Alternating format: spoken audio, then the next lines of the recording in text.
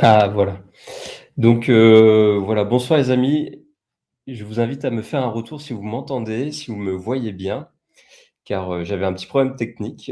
C'est la première fois que j'ouvre un live seul, donc je vous invite à me faire le retour si vous me voyez, si vous m'entendez.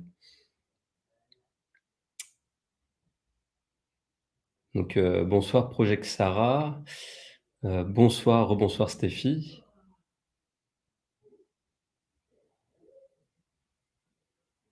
Alors, impeccable. OK, super, donc je vais pouvoir commencer.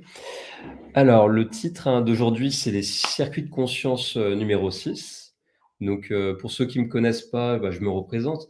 Je suis Nicolas André, thérapeute ici sur le projet de l'éco-village en formation et de l'ouverture du temple bouddhiste à Rio de Janeiro, sur la chaîne de Pascal Trefingui qui est, ma mon directeur de conscience, qui m'apprend beaucoup à mieux me connaître par rapport à ce point de vue de la tradition bouddhiste, mais aussi maçonnique.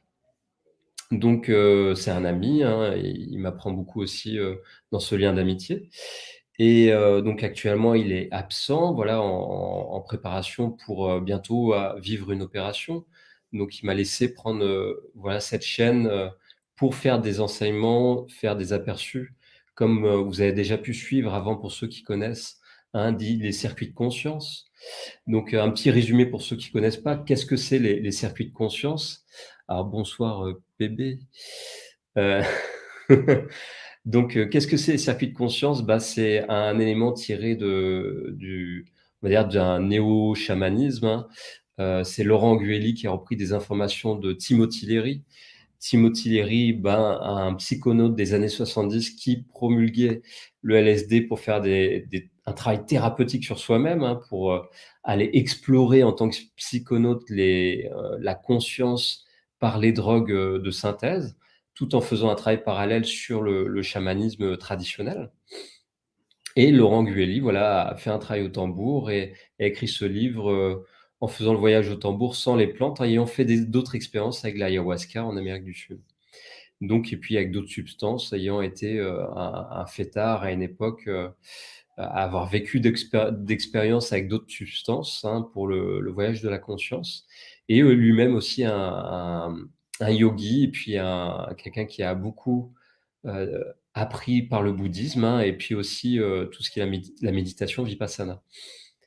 Donc voilà, j'ai mon expérience en tant que thérapeute, yogi traditionnel dans l'ashtanga et yoga et aussi au travers, différentes prises de drogue que j'ai vécues adolescent, qui m'ont fait vivre des problèmes de santé et m'intéresser, bah, à tout ce qui est le domaine de l'ésotérisme, de l'occultisme, hein, en autodidacte et aussi dans le domaine de l'initiation en groupe initiatique. Donc j'ai quitté la France, j'ai décidé de venir rejoindre ce projet de Synarchie. Bonsoir Isidro. Ce projet de Synarchie, bah, il m'a emmené à prendre des responsabilités en tant que thérapeute pour accompagner les personnes qui arrivaient avec des problèmes de santé ou de pas assez bien se connaître en tout cas et dans cet accompagnement, bah, emmener les humains à mieux avancer quand ils avaient des problèmes qui se manifestaient dans cette création de projet. Et j'ai vu que cet enseignement, de cette recherche des circuits de conscience m'a beaucoup donné des clés pour l'accompagnement, pour mieux aider l'autre à se connaître. Donc ces circuits de conscience, on arrive au 6e aujourd'hui. Donc ce 6e circuit de conscience, hein, est lié au circuit psychique, hein, de la conscience aussi dit multidimensionnelle. Donc je vais reprendre le schéma des circuits qui est là, que j'ai préparé.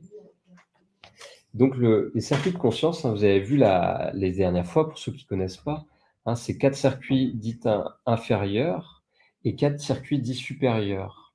Donc les circuits inférieurs, hein, on retrouve le circuit 1 qui est le circuit racine, hein, dit énergétique, qui est le circuit de la vitalité, voilà, l'instinct, hein, c'est manger, dormir, se reposer, se reproduire, c'est la base. Après le circuit 2, c'est le circuit dit politico-territorial, on avance dedans, on évolue, hein, voilà, on apprend à découvrir les limites dans le système et aussi dans son foyer familial, avec, en tout cas au niveau humain. Puis le circuit 3, le circuit dit plus intellectuel, hein, donc le circuit 3, bah, on apprend on va dire au niveau de la politique, bah, il y a des règles dans le système, on avance avec ces règles et on apprend à découvrir les limites, hein, de ce monde matériel avec ses lois. Et puis le circuit 4, bah, le circuit dit, socio-mondain, plus dans la sexualité, hein, c'est socio-sexuel. Donc on avance avec une forme de conscience culturelle et puis, on commence à transformer cette vision, matérielle en vision un peu plus subtile. Pour voyager ensuite, comme on a vu la dernière fois, hein, l'étude du grand saut. Donc ce grand saut, ben, on le vit, bah, dans le système comme ça, quand on vit sa sexualité un peu plus en on va dire en conscience, quand on est moins dans le côté reproduction, hein, on va vivre un peu plus de plaisir et dans ce plaisir, on va vivre des états de conscience modifiés. Donc par l'orgasme, hein, on peut vivre des états de conscience plus loin dans un orgasme maîtrisé. Puis quand c'est un orgasme juste on va dire par la reproduction, de se cloner soi-même au travers, bah, voilà, une vie de couple, hein, on crée un enfant.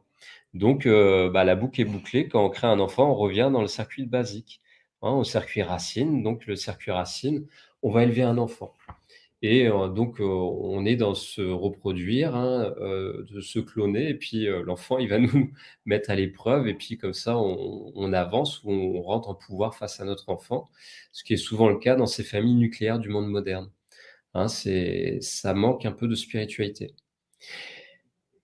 et à quoi sert la tradition? Hein, la tradition, elle sert en fait dans ce grand saut, hein, à partir du circuit 4 pour aller au circuit 5 qu'on a vu la dernière fois. Et ben, elle permet, de s'éveiller à un circuit plus subtil dans le monde du plaisir, un circuit corporel d'une vision plus subtile. Donc on disait de ce circuit 5 éveillé, quand il s'est éveillé, ben, on pouvait arriver à des orgasmes, on va dire dans sa vie plus profonds, à vivre, comme on dit, toucher le septième ciel, hein.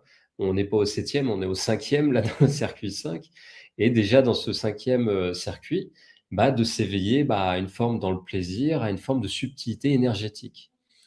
Donc c'est de là qu'on commence à monter dit sur un circuit dit supérieur, les circuits de conscience supérieure.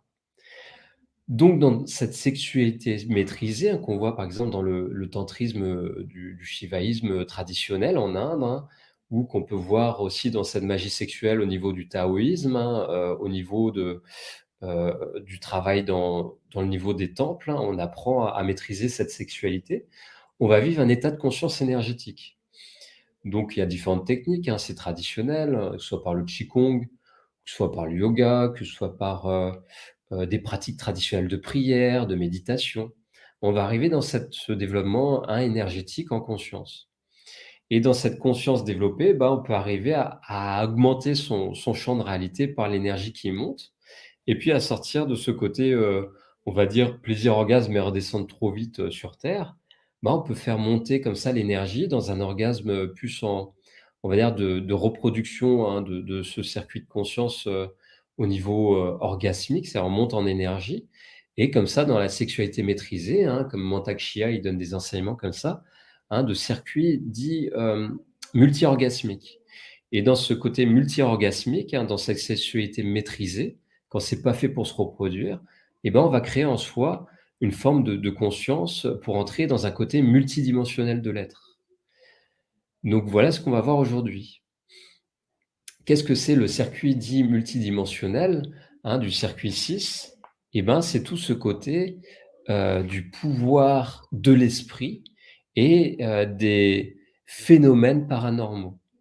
Hein, donc ce pouvoir de l'esprit, des phénomènes paranormaux qu'on appelle le circuit psychique, et ben, on en a parlé ces derniers temps, hein, depuis quelques mois, des personnes qui arrivent sur ce projet avec, on va dire des dons psychiques dans un certain sens et qui s'éveillent avec, la puissance de ce projet qui est spirituel et qui vont, bah, perdre un peu les pédales.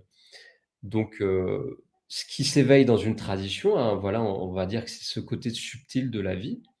Hein, donc ça peut être le côté médiumnique ou, hein, dans ce circuit 6, moi en tant que thérapeute ou chaman traditionnel, on parle de la thérapie holistique. Donc découvrir, bah, les circuits de conscience, hein, dans ces circuits supérieurs de comment aider une personne avec différents outils multidimensionnels. Donc on parle par exemple, moi j'utilise la numérologie vibratoire, c'est une numérologie sacrée, hein, on peut voir les différentes sous-personnalités et rentrer dans le domaine du mémoriel pour mieux aider l'autre à s'en sortir. Donc ça va être, au niveau du chamanisme traditionnel, donc ça va être le chaman qui va explorer le côté multidimensionnalité avec son côté de corps astral, hein, avec on dit le monde du rêve. Et c'est tout dans le domaine du chamanisme, on dit le monde du milieu.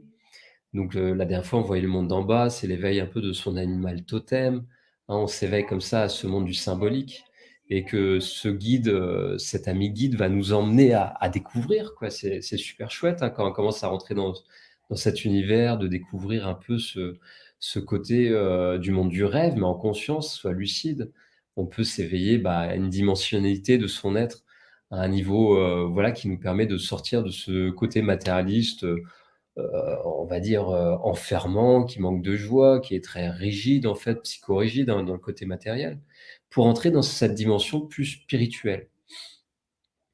Donc quand on est en phase, on va dire, avec son circuit 2, hein, la dernière fois je vous disais, voilà, le 2, il est en lien avec le circuit 6, hein.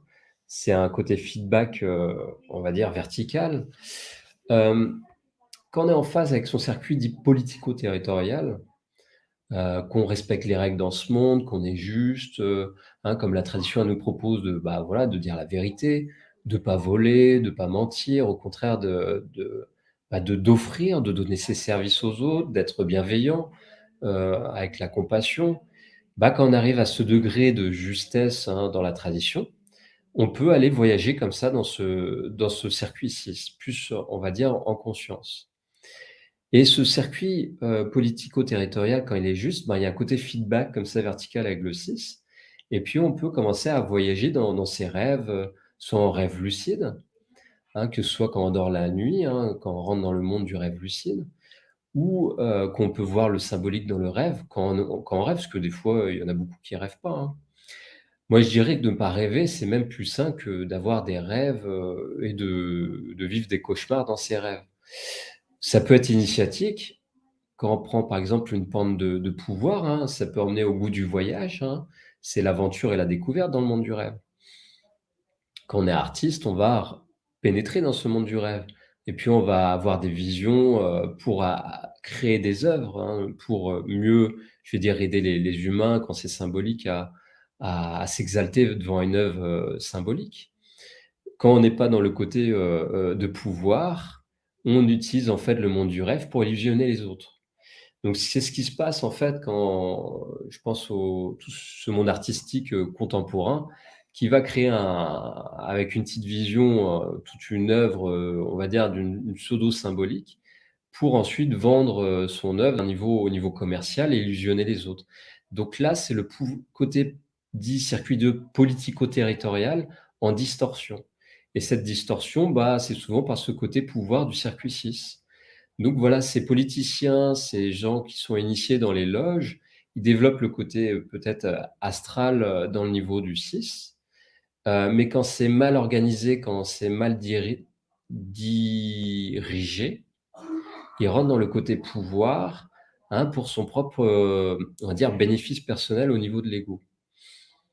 Donc ça, c'est l'aventure au détriment des autres, hein, donc découvrir peut-être en faisant des expériences, mais au détriment de la santé et de l'intégrité par rapport aux autres.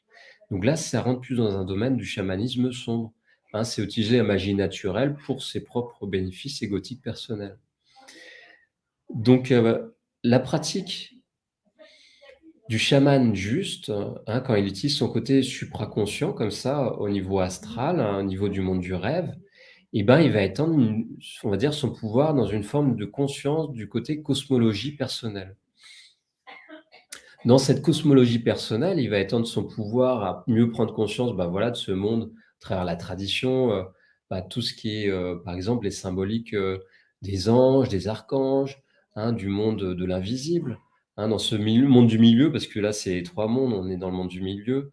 Dans le schéma traditionnel, ça va être le monde du petit peuple, hein, tous ces packs qu'on peut faire, quand on se balade dans les bois avec les lutins, les elfes, les gnomes, les fées, les ondines, hein, ça c'est la magie naturelle, hein, la magie des 4 éléments.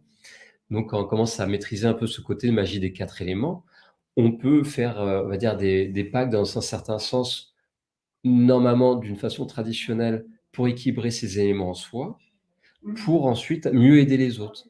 Mais dans une vision, on va dire, plus égotique, matérialiste, on fait un pacte avec des éléments pour attirer un pouvoir, pour manifester de l'abondance au niveau matériel, pour son propre, on va dire, désir personnel, hein, d'assouvir son besoin matérialiste.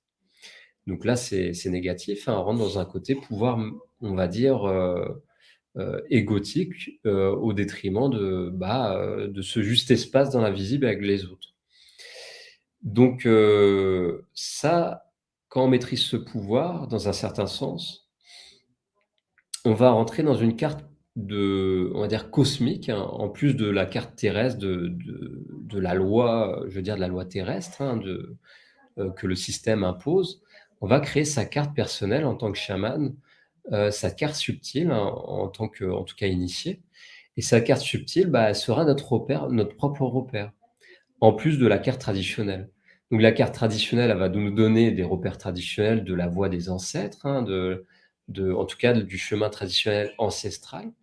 Et puis, quand on va commencer à explorer son propre univers, hein, de son propre prisme de perception par rapport à la dimension de notre âme, hein, de comment elle est, structurée, hein, nos états d'âme. Ça, on l'étudie en astrologie, en numérologie, on voit, nos états d'âme. Mais par rapport à l'avancement de notre être, on peut avoir un degré de perception différent par rapport à l'autre.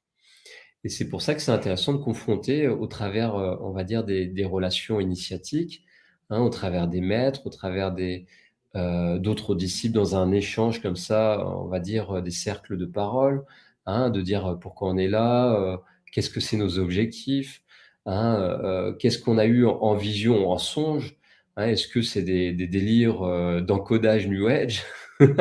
Ou est-ce que c'est un côté, on va dire plus, mystique et spirituel, hein, qui peut apporter un bien à la société ou un bien au groupe dans lequel on vit? Parce que le chaman, à la base, il gère un cercle tribal, une tribu, ou alors il gère une civilisation en tant qu'empereur.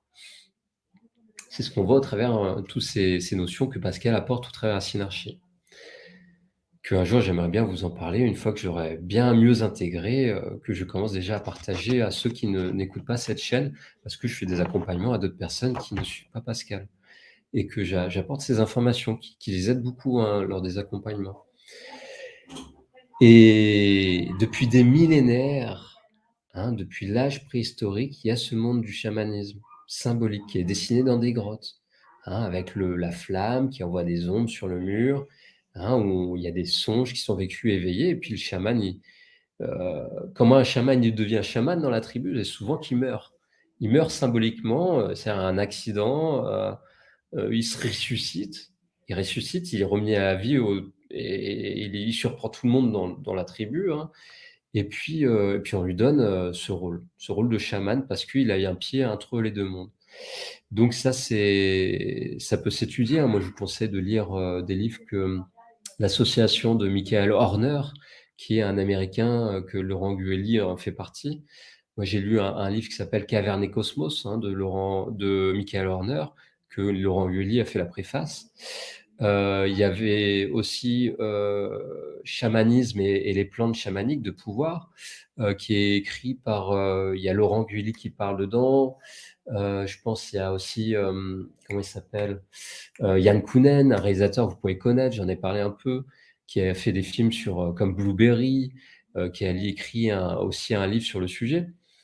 Il y a Le chaman et le psy, hein, un autre livre qui en parle, hein, qui est un psy, qui travaille sur le chamanisme, Olivier Chambon, qui est super intéressant, hein. Et puis d'autres, comme ça, chamans modernes, qui a écrit d'autres livres. Je pense au Serpent cosmique, hein, que je me souviens plus de son nom, il me viendra comme ça. Donc comme ça, il y a plein de néo-chamans qui sont inspirés par la tradition, parce qu'ils ont été dans des peuples, de tribus premiers, que ce soit en Amazonie ou, en Afrique, avec, la tradition du Bantu, hein, que ce soit avec l'Iboga, qui est très riche en informations. Moi, je vous invite, en parallèle de ce que je vous dis, de remonter à la source de tous ces livres et Donc remonter à la source de toutes ces informations pour vous remonter plus, vérifier les sources de ce que je vous dis. C'est important, hein. Sinon, je deviens, quelqu'un qui vous donne la bonne parole, en tant que mystique et moi je vous invite, il y a des écrits à côté, ça permet de mieux vous référer, hein, comme ce circuit des 8 circuits de conscience, hein, du chamanisme, néo-chamanisme dit cybernétique de Laurent Guély. Donc, ce côté de rêve depuis des millénaires qui est travaillé dans la grotte ou au travers des rites initiatiques, traditionnels, ça donne, on va dire, une forme d'activité, hein, dans le monde subtil avec une conscience. Donc aller voyager avec sa conscience comme ça du corps de rêve, hein, dit dans l'astral, ça permet de sortir un peu de cette souffrance, dualiste sur terre. Donc on peut vivre des énergies subtiles, hein, et ces énergies subtiles, elles peuvent nous servir pour aider les autres, hein, en prenant conscience du symbolique comme ça des animaux totems ou du monde du petit peuple dans le monde, on va dire, plus du monde matériel au niveau subtil, hein, qui peuvent nous aider comme ça à aider les autres, hein, soit à guider une tribu, soit à guider une civilisation. Donc c'est les grands initiés, hein, on va dire les éveillés, hein, les grands éveillés, on dit je vais reprendre des termes on parle d'avatar, hein, des avatars. Donc je parle pas du film Avatar qui il parle bien du chamanisme d'ailleurs, que ce réalisateur que vous connaissez, James Cameron, s'est fait initier dans les tribus ici d'Amérique du Sud.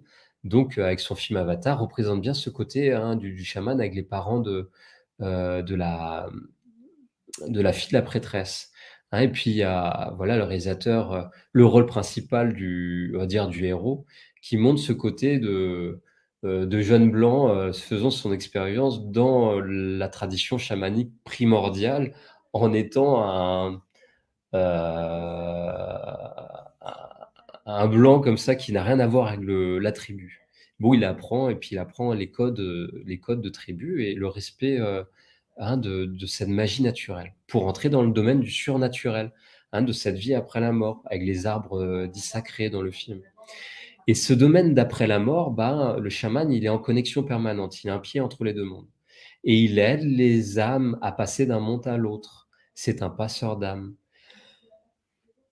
Donc ce côté passeur d'âme, il aide à passer au circuit 7. Ce circuit 7, hein, on en parlera la prochaine fois. Ce circuit 7, hein, c'est le circuit mystico-religieux. Donc dans le mysticisme, hein, le passeur d'âme, quand ce domaine du 6 est bien utilisé, ça va emmener à une conscience multidimensionnelle. Mais quand il est mal utilisé, hein, à défaut, voire une faiblesse, ça va emmener dans une forme de sorcellerie, voire de manipulation. Donc je vous parlais des gens des personnes qui sont dans le politico-territorial détourné, sont dans une forme de magie noire. Donc ils utilisent ce côté astral, hein, pour mieux manipuler les autres et par le domaine du satanisme ou de la sorcellerie. Donc quand c'est bien guidé, cette magie naturelle, ça rentre dans les côtés qualité des forces. Donc qu'est-ce que c'est de la qualité de ces forces? C'est la conscience multidimensionnelle. La conscience dite multidimensionnelle va faire entrer l'âme dans un voyage dans les mondes invisibles. On appelle ces réalités les réalités non ordinaires. Ces réalités non ordinaires, elles permettent, hein, de rentrer dans un positionnement existentiel de la vie, de mieux prendre conscience de son mémoriel et de ses réactions dans le monde matériel, mais aussi du pouvoir personnel qu'on peut vivre dans ce monde invisible.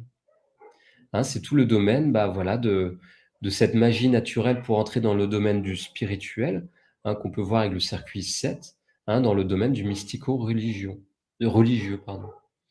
Donc ce domaine du mystico-religieux, hein, on peut en rentrer, mais avant, de bien y rentrer, en profondeur, bah, on va vivre, bah, les préceptes de la tradition, hein. C'est la prière, ça va être le côté traditionnel, des 4 saisons avec les fêtes primordiales et les intersaisons avec les 4 autres, fêtes, hein, qu'on voit, dans le néo-druidisme, qu'on étudie aussi dans toute cette conscience des structures en étudiant, en loge maçonnique, hein. On étudie tout le symbolisme, de comprendre les secrets de l'univers au travers ce symbole qu'on voit, l'équerre et le compas, les 2, ça manifeste vraiment cet apprentissage de cette géométrie sacrée dans le cosmos quand ça se manifeste sur Terre.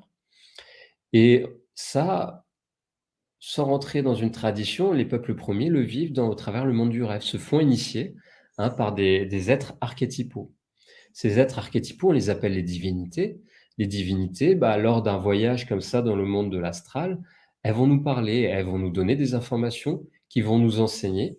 Et c'est comme ça que les traditions sont créées. Il y a eu d'autres civilisations qui se sont éveillées et ça a laissé on va dire, des êtres plus évolués qui vivent sous des dimensions plus éthérées. Donc, ils sont là pour aider les humains en basse conscience à monter en niveau de conscience. Et de ces niveaux de conscience, ils permettent de se libérer du monde de la matérialité, qui est le monde de l'illusion, d'après le bouddhisme, de cette vision bouddhiste, mais aussi de toutes les cultures traditionnelles. On parle de la Maya en Inde, on parle du samsara dans le monde du bouddhisme, on parle du voile d'Isis dans le monde de l'Égypte antique. Et pour venir de se libérer de cette influence, il y a une tradition à mettre en place dans sa vie, mais aussi des initiations. Donc ces initiations, on le vit dans le chamanisme, auprès du chaman, que ce soit avec des plantes ou aussi par des rites comme ça, où on envoie le jeune dans la jungle et puis s'il revient vivant, il est un homme dans la tribu et puis s'il meurt, c'est qu'il n'était pas prêt dans cette existence et il reviendra, son flux de conscience reviendra vivre une autre expérience. Et c'est là tout le rite initiatique. Donc, quand ce circuit 6 est en sur-régime, ça peut donner un côté de délire de pouvoir. Ça peut donner le côté New Age, le côté, magie noire, le côté être illusionné par ce côté de pouvoir. Quand le circuit tourne, on va dire c'est les stéréotypes, quand il tourne au bon régime, quand il est juste et équilibré, ça va être le côté, on va dire équilibré, pardon, en sous-régime, c'est ça que je voulais dire, parce que je me suis planté, je vous ai dit le sur-régime. Quand on est en sous-régime, c'est le côté fataliste. Quand on n'est pas bien équilibré comme ça, le côté fataliste, il arrive à un niveau drainant. Le côté feedback, quand c'est clair et quand on n'est pas en fuite, en fait, on va travailler en feedback avec le circuit 2. Donc ce circuit 2, quand je vous disais, ce circuit 2 politico-territorial qui monte avec le circuit 6, quand on est clair au niveau où je vous disais territorial, au circuit 6, on va être plutôt assez juste dans cette exploration du monde invisible. Quand on respecte les autres, la loi terrestre, souvent, par effet miroir, on va respecter le domaine du céleste et les informations qu'on va en tirer vont être là pour nous aider à évoluer dans ce monde terrestre, pour aider ensuite les humains à évoluer dans ce monde terrestre. Mais quand on est en sur-régime, on prend pouvoir sur les humains. C'est ce qui arrive à l'heure actuelle dans cette société totalement délirante, où il y a des gens qui se sentent tout permis, comme ça, avec un ego surdimensionné, un ego spirituel, et qui rentrent même dans la magie noire à se dire, le déterminisme historique, c'est ça, c'est dans la dégénérescence de l'ère de Kali, le Kali Yuga, comme on dit en Inde. Donc, autant que je sois sataniste et de faire tomber les humains parce que c'est l'ère du temps. Ça, c'est la facilité, c'est rentrer dans le déterminisme historique, à savoir que si on crée des packs comme ça, on est dissous dans la matrice astrale. On ne rentre pas dans une forme de confrontation en fait, face à l'énergie du déterminisme historique. C'est ce qui nous fait grandir dans notre âme, c'est se confronter aussi à ce qui est juste et injuste. Donc, quand on est juste et qu'on se confronte à ce côté déterminisme historique de l'énergie du mal, et qu'on veut choisir le bien en conscience, on finit à notre époque crucifié. C'est arrivé il y a 2000 ans, maintenant, on se fait un peu attaquer quand on commence à dire la vérité. C'est normal. Parce que l'ère du temps, c'est rentrer dans le consumérisme, de se sentir bien, le bien-être artificiel, le bien-être Voilà, non, cool, quoi. Non, je suis désolé, ça, quand on dit cool, moi je l'ai vécu, hein, c'est la dualité, hein. Il y a cool man, c'est pas l'unité. Donc il y a des symboles comme ça qui ont été détournés, hein. Moi j'étais scout, c'est louveteau. Donc après il y a différents symboles, hein. Hem, Pascal vous en a parlé, c'est que quand on se laisse aller, on se laisse vivre, en fait, c'est la facilité. Moi j'aime bien un film, c'était Harry Potter, je regarde tous les ans, je me fais toute la saison. J'aime bien un moment Dumbledore, il dit: «On a toujours le choix», hein, quand il est dans un des derniers films où Harry, il est mort et d'ailleurs il rencontre Dumbledore dans le monde des morts. Il dit à Harry: «Tu sais Harry, n'aie pas pitié pour les morts, aie pitié pour les vivants qui n'ont pas conscience qu'en fait, ils sont totalement dans l'illusion». Il le dit pas forcément comme ça, mais c'est ce qu'il dit: «Aie pitié pour les vivants». Ce monde matérialiste est totalement inversé. Ce monde est le miroir inverse de ce que nous devons vivre normalement en étant à l'éveil d'une tradition. Quand nous sommes dans le domaine de l'illusion, tout ce que nous prenons pour vrai, en fait, est faux. Donc le fait d'être dans la fumette ou dans la fumette astrale, hein, parce qu'on peut faire des pratiques et vivre la même énergie qu'un pétard. Moi, je l'ai vécu, hein, j'ai fait des mantras pour quitter ce monde matériel. Je voulais fuir ce monde matériel qui était injuste. Hein, comme tout yogi qui se respecte, bah, je faisais de la méditation transcendantale, c'est le plus haut degré du yoga. Et puis, j'avais le choix de plus revenir, avec des humains et de vivre dans la forêt au pied d'un arbre et faire ce corps d'arc-en-ciel. J'avais le choix, hein, c'est ce qu'on voit dans le bouddhisme, disparaître de cette réalité. J'ai pas eu les enseignements pour le vivre, mais j'ai senti que je pouvais vivre de prana et de pas forcément revenir, dans le monde. Mais émotionnellement, bah, je sentais que j'étais pas prêt. J'avais encore à faire un travail sur moi-même. Mais j'aurais pu, rentrer en forme de pouvoir, comme ça. Et là, ça, c'est le côté de perdre son âme, c'est le pacte de Faust, hein. J'ai vécu cette tentation à une époque de ma vie.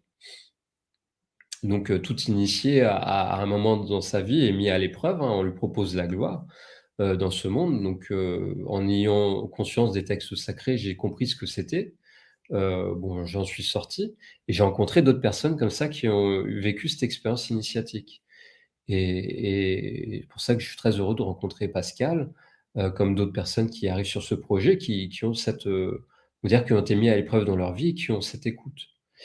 Et et on est toujours mis à l'épreuve comme ça dans sa vie, hein, et quand on n'est pas forcément en pleine clarté comme ça dans la tradition, et ben, on arrive dans une forme où on est dans la fuite, hein, où on est dans la limite. On n'est plus dans le renforcement ou dans le côté, hein, clair, on est dans la confusion. Donc pour sortir de cette confusion, bah, il est demandé de se confronter en réalité, hein, face à un être qu'on appellera un adepte. Donc l'adepte, il va nous mettre face à nous-mêmes parce qu'il a vécu un chemin initiatique. Moi personnellement, je suis toujours un disciple d'une personne que je vais rencontrer et puis je vais aider les personnes à s'éveiller. Je suis jeune, hein, j'ai que 36 ans. Dans un chemin traditionnel, on dit que, on devient véritablement, on va dire, dans cette énergie de l'adepte, à aider les humains à se libérer de leur ego, vers la cinquantaine, quand on est dans l'âge de la transmission. Donc je peux aider des personnes à rentrer dans un chemin traditionnel en faisant le miroir, mais je suis, dans ce début de chemin d'éveil. Hein, je reçois des enseignements de Pascal, comme j'ai reçu d'autres enseignements de d'autres, traditions, hein, que ce soit les soufis, que ce soit, le yoga traditionnel ou le taoïsme, et ce qui me permet en fait d'aider, je suis qu'un disciple, d'aider d'autres personnes qui s'éveillent à cette discipline. Hein, le disciple, c'est on entend le terme discipline. C'est la langue des oiseaux, moi, c'est une langue qui me passionne, qui me met en joie, c'est tout l'alchimie. Donc cette alchimie, quand la vie en excès, ce 6, hein, quand on n'est pas forcément dans l'alchimie équilibrée, ben, c'est j'ai le pouvoir. Hein, ça c'est le surgé, c'est la crise supraterrestre du circuit 6, ça c'est on va dire en supraterrestre aigu quoi, c'est la crise aiguë. J'ai le pouvoir et ce pouvoir, bah, je m'en sers pour, parce que j'ai développé un ego spirituel ou parce que j'ai un ego hyper matérialiste et l'ego, il est sous 9 dimensions. On voit ça en numérologie. Comme en astrologie, on voit que l'ego se divise en multifacettes, hein, les planètes, les alignements. Donc, quand j'ai lâché ce pouvoir, en fait, que ce pouvoir, je m'en aperçois que c'est une illusion et que je suis à l'écoute d'Hachem, comme on dit dans la tradition hébraïque, hein, de Dieu. Quand je suis à l'écoute du Tout-Puissant, que en fait, je dois reconnaître en toute humilité que je ne sais rien du tout et que c'est lui qui me guide au chemin de la libération tous les jours, à chaque instant. Bah, déjà, il y a une grande part de responsabilité à prendre, en compte, hein, qu'on a en fait le pouvoir qui doit être en fait remis dans les mains de Dieu et d'être à l'écoute, de ce qu'il nous demande et de reconnaître que c'est lui qui est tout puissant et qu'en fait, l'ego il doit être au service. Donc là, c'est la base, on va dire du chemin initiatique.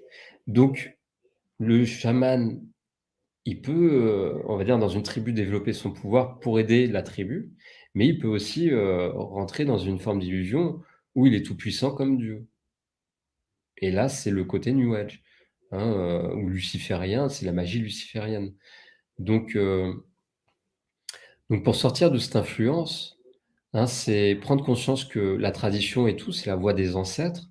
C'est une science mystique quand elle est réactualisée par les adeptes, les sages, hein, qui vivent dans ce domaine du mystico-religieux pour aller jusqu'au circuit 8, qui est le circuit dit, hein, qu'on verra plus tard, qui est le circuit dit créateur, du créateur, hein, qui permet de prendre conscience de la création et qu'après on fait des boucles comme ça infinies dans une vie.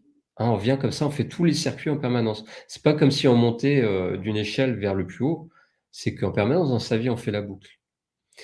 Donc voilà, pour aujourd'hui, hein, ce circuit 8, j'ai pas forcément d'autres de ce circuit pardon 6, j'ai pas forcément d'autres informations à vous donner. On a fait le tour et donc c'est pour vous dire que, c'est important d'être accompagné. Moi, en tant que thérapeute, je donne déjà cette base et puis d'aller chercher on va dire la conscience d'un adepte, hein, d'une personne qui peut accompagner comme ça en pleine conscience.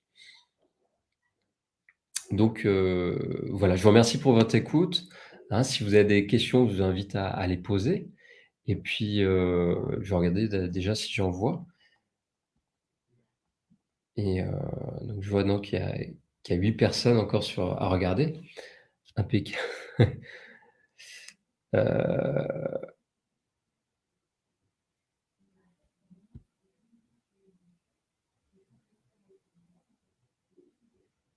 donc voilà, je vous invite à me faire un retour si vous avez des questions. Sinon, il est un peu tard, moi je vais vous laisser.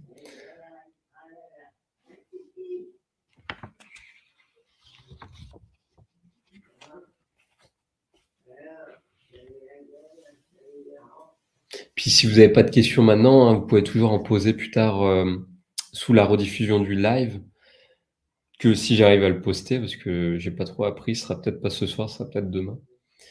Heu, bah, je t'en prie, Seb, je fais que mon boulot. C'est mon boulot de moine, hein, je suis moine, je suis lama ici au temple, donc c'est mon boulot de moine de faire les enseignements, sur la chaîne du temple et les soins bientôt au cabinet qui va s'ouvrir au temple. Pour l'instant, c'est chez moi dans mon cabinet.